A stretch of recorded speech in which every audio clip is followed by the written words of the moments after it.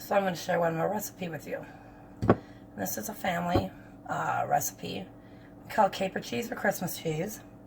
And it is made with butter, cream cheese, onion, Worcestershire, ground caraway seed, and capers. And let's just get to it. I've got 8 ounces of cream cheese, 4 ounces of butter. And we're going to blend that together. And of course you want this softened, so make sure you leave it out for a little bit. So it is softened.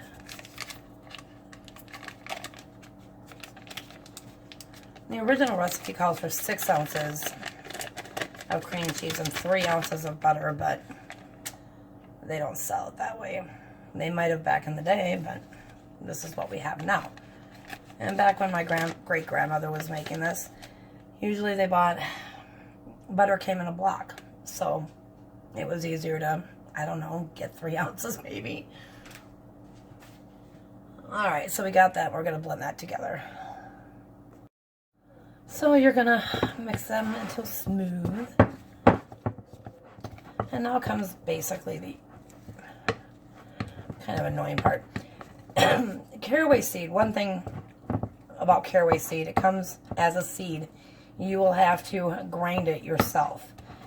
So if you have a little coffee grinder or a spice grinder, go ahead and use that. I bought a bottle of it and I just ground the whole thing at the time. So I've had this since last year.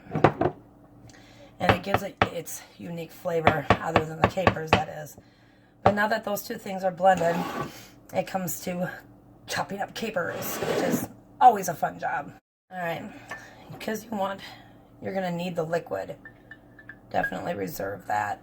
I believe, if you can get it to pour in, you need 2 tablespoons of chopped capers. But because this recipe is for 6 ounce and 3 ounce, I will add a little bit more. But when I mentioned about the fun job of chopping capers, at least these guys, look at how tiny they are. They look like little tiny peas. So, yay. But when it comes to chopping up things finely, I have discovered that it is a lot easier to use a scissor. And you just go at it until they're finely chopped. And this, is going to take a little bit. So I'll be back. Now, while I'm at it, I should mention that if you look up caper cheese, it's going to be called Lip Tower. And it's not similar, but that's what we have called it. It's been called in my family. I don't know if this recipe was adapted, who adapted it, how it came about, but this is just my family's spin on it, so we're going to go with that. And, I mean, it's a unique taste, so, but if you like capers and cream cheese, then it is good. And you serve it on, you can serve it on crackers, or you can actually serve it on cocktail breads, which you can find in your deli area. And it's just a very small piece of bread. It comes in a small loaf. They have pumpernickel and rye. It's good on both, but I prefer the rye myself. But again, crackers work just fine. And what are capers, you ask? Well, capers are actually the immature, dark green flower buds of the caper bush. And it's Capparis, I believe, spinosa.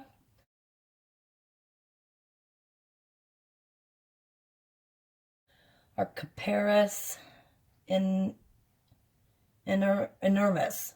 And yes, I did have to look this up. As many years as I've been eating this, like all my life, but it's the ancient perennial native to the Mediterranean and some parts of Asia. Capers are most often preserved by pickling them in a brine of vinegar, salt, or wine, or by curing in salt. So, a little lesson on what capers are. They're little flower buds that I'm hacking up. Alright, let me get back to this. Well, that's done, or as done as it's going to get because it's hurt my hand, and it's good enough. So I'm going to measure out 2 tablespoons. Looks like I have quite a bit extra, but I'd rather chop it all at once than have to go back and do more. So I'm just going to add in, I don't know, that's probably another teaspoon. Make it extra capery. Alright, so that's done. And we need a tablespoon of caper juice. So I'm going to take what I have in reserve here. And probably another half. We need a half a teaspoon of caraway. I have to see. The onion. Oh, there we go. The onion is the interesting part because, so that's a half, and we'll add in a little bit more to make up for that extra. And Worcestershire is another wrong cap. Worcestershire is also a half a teaspoon. Oh, I forgot that has a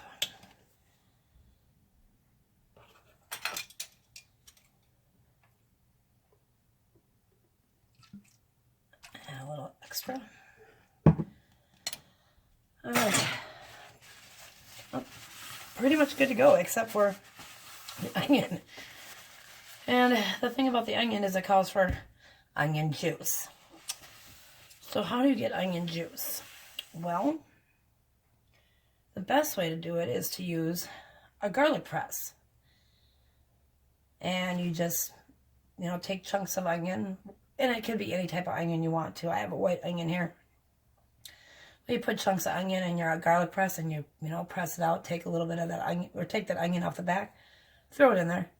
Whatever juice comes out, you're good. But last year when I was making this, I broke my garlic press. So, let's see. I got to figure out a way how to goo up some onion for this. But, and I know the bowl is red. And it's soft right now, but this is how we're looking. And all it's missing is the onion. And it just might we'll probably just get some onion in there, but let me see. Let me figure out what I can do. Yeah. So there's no juice in an onion. So I'm just going to hack some onion up again with scissors. And I'm going to do it until it's super fine. I did squeeze it inside these measuring cups, and it is wet, I guess. But I'll spare you from that noise. I'm going to go ahead and do this, and I'll be back. All right. So I've been set up as fine as possible.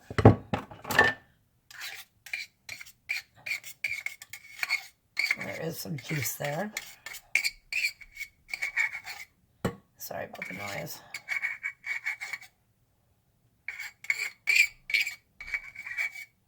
I'm not doing that again. My hand does not like it.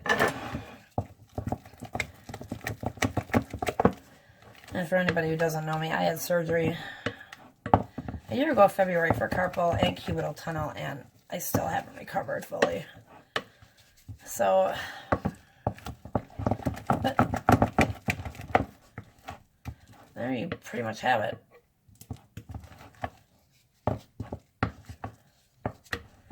My family's Christmas cheese, caper cheese,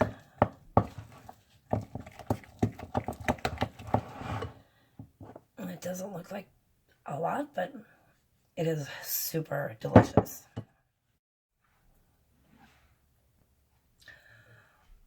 My tripod isn't tall enough. But we're going to give this a taste test. I already know it's good.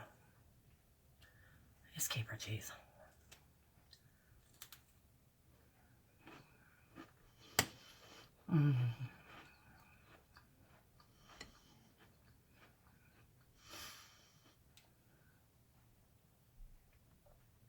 Christmas. If you enjoyed this video, give it a thumbs up, leave me a comment, let me know if you try the recipe. And if you do try it, let me know if you enjoyed it. Thank you for joining me.